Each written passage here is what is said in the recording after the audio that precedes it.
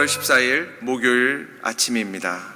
주님의 은혜를 구하러 나온 우리 모두에게 하나님께서 특별한 은혜를 허락하여 주실 줄로 믿습니다. 오늘 우리에게 주시는 말씀은 마태복음 2장 1절부터 12절까지의 말씀입니다. 마태복음 2장 1절부터 12절까지의 말씀을 각자의 자리에서 한 목소리로 읽겠습니다. 헤롯 왕 때에 예수께서 유대 베들레헴에서 나심에 동방으로부터 박사들이 예루살렘에 이르러 말하되 유대인의 왕으로 나신 이가 어디 계시냐? 우리가 동방에서 그의 별을 보고 그에게 경배하러 왔노라 하니 헤롯 왕과 온 예루살렘이 듣고 소동한지라. 왕이 모든 대제사장과 백성의 서기관들을 모아 그리스도가 어디서 나겠느냐 물으니 이르되 유대 베들레헴이오니 이는 선지자로 이렇게 기록된 바 또 유대 땅 베들레헴아 너는 유대 고을 중에서 가장 작지 아니하도다. 내게서 한 다스리는 자가 나와서 내 백성 이스라엘의 목자가 되리라 하였음이니이다. 이에 헤롯이 가만히 박사들을 불러 별이 나타난 때를 자세히 묻고 베들레헴으로 보내며 이르되 가서 아기에 대하여 자세히 알아보고 찾거든 내게 고하고 나도 가서 그에게 경배하게 하라. 박사들이 왕의 말을 듣고 갈새 동방에서 보던 그 별이 문득 앞서 인도하여 가다가 아기 있는 곳 위에 머물러 서 있는지라. 그들이 별을 보고 매우 크게 기뻐하더라. 집에 들어가 아기와 그의 어머니 마리아가 함께 있는 것을 보고 엎드려 아기께 경배하고 보배압을 열어 황금과 유향과 몰약을 예물로 드리니라. 그들은 꿈에 헤롯에게로 돌아가지 말라 지시하심을 받아 다른 길로 고국에 돌아가니라. 아멘. 저희 계속해서 마태복음의 말씀을 가지고 하나님의 은혜를 나누고 있습니다. 예수 그리스도께서 이 땅에 오신 복된 소식에 대해서 오늘 본문은 이야기하고 있습니다. 가장 먼저 오늘 본문은 말씀하기를 예수님에 관한 복된 소식은 모든 사람들에게 평등하다고 이렇게 이야기하고 있습니다. 우리 1절과 2절의 말씀을 다시 한번 읽어보겠습니다. 1절과 2절입니다. 헤롯 왕 때에 예수께서 유대 베들레헴에서 나심에 동방으로부터 박사들이 예루살렘에 이르러 말하되 유대인의 왕으로 나신 이가 어디 계시냐? 우리가 동방에서 그의 별을 보고 그에게 경배하러 왔노라 하니. 아멘. 성경이 이야기하고 있습니다. 헤롯 왕 때에요. 유대 베들레헴의 이 다른 지역 동방에 있는 박사들이 별을 보고 지금 찾아오고 있는 거예요. 그래서 유대 왕이 지금 어디서 나시냐 이렇게 묻고 있는 장면을 이야기하고 있습니다. 참 신기한 장면이에요. 유대 땅에 새로운 왕이 나는데 멀리 있는 동방의 박사들이 그것을 알고 찾아오고 있다는 거예요. 동방이라는 것은 메소포타미아나 바벨론을 지칭하는데요. 아주 먼 곳에서 지금 동방의 박사들이 예수님의 나심을 알고 별들을 보고 지금 찾아오고 있는 거예요. 무엇을 이야기합니까? 세상 만물이 예수님의 나심에 대해서 이야기하고 있는 거예요. 알려주고 있는 거예요. 가까이 있다고 예수님의 나심을 아는 것이 아니라 멀리에 있어도 예수님의 나심에 대해서 알 수 있다는 사실이에요. 누가복음 2장에도 참 신기한 장면이 나옵니다. 누가복음 2장에 보면 목동들이 밖에서 양떼를 치고 있는데 한밤중에 천사가 나타나서 이야기합니다. 유대의 왕이 나게 된다. 어린아이가 말구유에 누워 있는 것을 너희가 보게 될 것이다. 여러분, 목동들은 어떤 사람들입니까? 목동들은요 아주 힘들게 살아가는 사람들이에요. 밤에도 24시간 어떻게 보면 양들 틈 사이에서 살아가는 사람들이에요. 사람들의 눈에 보기에는 예배드리는 걸로 보이지 않았을 사람들이에요. 하나님과 가까운 사람들처럼 보이지 않는 사람들이 목동들이었어요. 아주 고된 인생을 살아가는 사람들이었어요.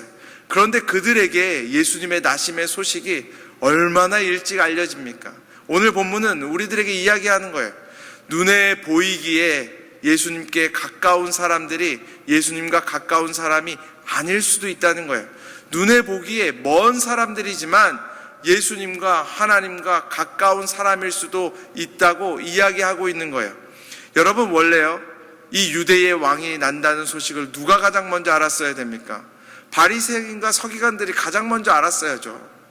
왜냐하면 그들이 하나님 안다는 사람들이었잖아요. 하나님의 말씀 제일 잘 안다는 사람들이었잖아요. 하나님의 말씀을 사람들에게 가르치는 사람들이었잖아요.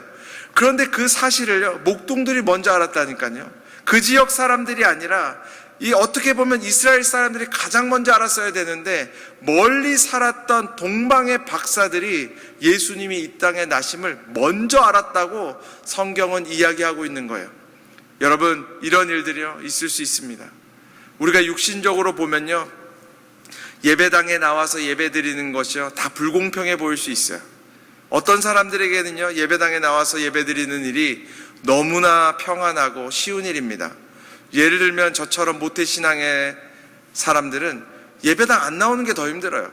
예배당 나오는 게 더 쉽죠. 예배당 안 나가면 혼났어요. 근데 어떤 사람들에게는요, 예배당에 나가는 그 거리가 얼마나 멉니까? 육신이 연약해서 예배당까지 가는 게 얼마나 힘든 일이 많이 있습니까? 아니면 가족들의 핍박과 많은 사람들이 정말 핍박해서 예배당에 나가는 게 얼마나 힘든 분들이 많습니까? 이러면 불평등해 보이죠. 그런데 진짜 예수님 만나는 것까지를 생각해 보십시오. 그러면요, 평등합니다. 저는 예배당에 오는 거는요, 모태 때부터 예배당에 나왔죠. 예수님 만나는 데까지 27년 걸렸어요. 예수님 진짜 만나고 예수님이 나의 마음의 왕이 되시기까지 27년 걸렸어요. 그런데 어떤 분들은 예배당에 나오는 게 참 힘든 분들이 계시죠. 하지만 그런 분들이 예배당 입구를 들어서면서부터 이미 그의 진짜 예배가 시작되는 것들을 우리가 얼마나 많이 보게 됩니까? 예배당의 문을 들어오면서부터 이미 눈물이 나고 예수님 만나게 되어지는 거룩한 역사가 있는 것들을 우리가 얼마나 많이 보게 됩니까? 오늘 본문이 그것들을 보여주는 거예요. 육신으로 보기에는 정말 하나님이랑 멀어 보이지만 실제로 하나님과 가까운 사람들이 생겨나고, 육신으로 보기에는 하나님과 참 가까운 사람들이지만 실제로는 하나님과 얼마나 멀었습니까? 헤롯 왕이, 서기관과 바리새인들이 하나님과 얼마나 멀었습니까? 그것들에 대해서 계속해서 보여주는 거예요. 사랑하는 여러분, 저와 여러분은요, 사람들이 보기에 하나님과 가까운 사람들이 되지 않았으면 좋겠습니다. 진짜 하나님과 가까운 사람들, 하나님의 음성을 듣고 하나님의 음성에 순종하는 사람들이 저희가 되기를 주님의 이름으로 축복합니다. 그리고 오늘 본문은 이야기하는 거예요. 아는 것은 쉽지만 순종하는 것이 어렵다고 성경은 이야기하고 있습니다. 우리 7절과 8절의 말씀을 다시 한번 읽어보겠습니다. 7절과 8절입니다. 이에 헤롯이 가만히 박사들을 불러 별이 나타난 때를 자세히 묻고 베들레헴으로 보내며 이르되 가서 아기에 대하여 자세히 알아보고 찾거든 내게 고하여 나도 가서 그에게 경배하게 하라. 오늘 본문 이렇게 이야기하고 있습니다. 헤롯 왕이 이야기하는 거예요. 박사들에게 이야기하는 거예요. 너희가 그 아기를 찾으면 나에게 빨리 얘기해줘서 내가 가서 이제 새롭게 유대의 왕이 되실 그 예수께 경배할 수 있게 해달라고. 여러분, 이 말로 보면 얼마나 은혜되는 말이에요. 얼마나 은혜됩니까? 나한테 얘기해주면 나도 가서 경배하겠다. 여러분, 말은 쉽죠. 아는 것은 쉽습니다. 그런데요, 순종하는 게 어렵다는 것을 우리가 알 수 있어요. 여러분, 헤롯 왕이요, 말은 이렇게 했지만 그의 마음속은 어땠습니까? 그 예수님을 죽이려고 했어요. 예수님이 이 땅에 오시는 것을 막으려고 했어요. 하나님의 뜻이 이 땅 가운데 임하는 것을, 구원자가 이 땅 가운데 오는 것을 막으려고요, 그 땅에 있는 어린아이들을 다 죽이기까지 했어요. 여러분, 왜 그랬습니까? 헤롯이 몰랐습니까? 서기관과 바리새인을 불러서요, 다 들었어요. 이 땅에 구원자가 베들레헴에서 나신다는 그 사실을요, 다 알았어요. 그런데 왜 그가 순종하지 못했습니까? 이유는 간단합니다. 왜냐하면 그의 삶 가운데 진짜 왕은 자기 자신이었기 때문입니다. 여러분, 우리가 여기서 한 가지 알 수 있는 것이 있어요. 우리가 예수님에 대한 소식을 듣고 예수님을 아는 것은 쉽습니다. 그런데 우리가 예수 그리스도를 나의 마음에 모시고 나의 주인이 되게 하는 것은 쉽지 않다는 거예요. 우리에게 한 가지 조건이 붙습니다. 그 조건은 무엇입니까?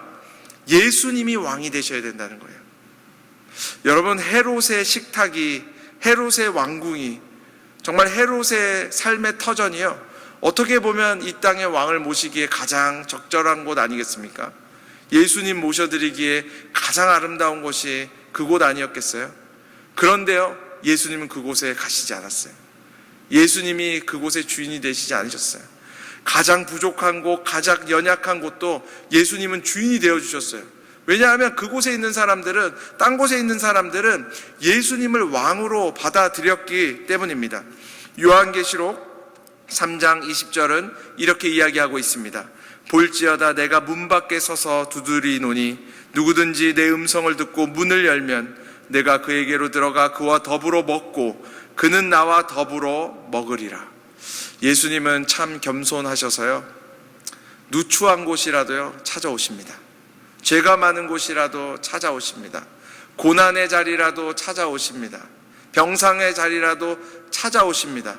그런데 우리가 한 가지 꼭 해야 되는 것은요, 예수님의 문 두드리심을 우리가 듣고요, 문을 열어드리고, 누추하고 죄가 많고 연약하지만 우리의 삶의 가장 중요한 곳을 예수님께 내어드려야 된다는 거예요. 사랑하는 여러분, 2021년 여러분의 삶 가운데 예수님이 왕이 되시길 원하십니까? 여러분의 가정 가운데 예수님이 왕이 되시길 원하십니까? 그러면요, 우리는 한 가지를 해야 돼요. 예수님께서 지금도 문 두드리고 계시다는 것을 듣고요, 우리가 문을 열어드리고요, 우리의 삶 가운데 가장 귀한 자리를 주님께 올려드려야 됩니다. 저는 2021년 우리 광장교회에요, 가장 귀한 자리에 예수님을 모시기를 원합니다. 우리는 죄가 많고 연약하고 우리의 삶은 비천하지만 우리의 삶 가운데도 찾아와 주시는 주님께 우리가 마음의 문을 열고 우리가 가장 귀한 곳을 올려드릴 때에 주님께서 찾아와 주셔서 놀라운 역사를 일으키실 줄로 믿습니다. 오늘 하루를 살아가는 우리 모두에게도 주님께서 찾아와 주셔서 가장 귀한 자리에서 역사해 주시기를 원합니다. 제가 잠시 기도하겠습니다. 하나님 아버지, 감사합니다. 이 아침에 주님께서 왕으로, 주인으로 찾아오시기를 원합니다.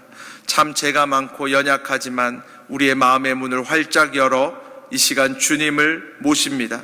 주님 찾아와 주셔서 주의 보혈로 머리끝부터 발끝까지 씻어주시고 그 보혈이 지나간 자리마다 주의 은혜를 부어주시고 성령의 기름 부어주셔서 오늘 하루를 우리가 살아갈 때에 하나님의 자녀된 권세를 가지고 살아가게 하여 주시옵소서. 특별히 우리들의 공동체에 연약한 한우들이 참 많이 있습니다.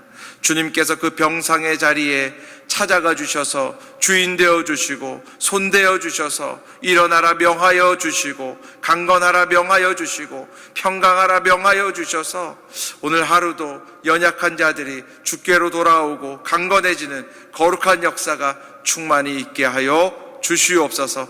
감사드립니다. 예수 그리스도의 이름으로 기도드립니다. 아멘.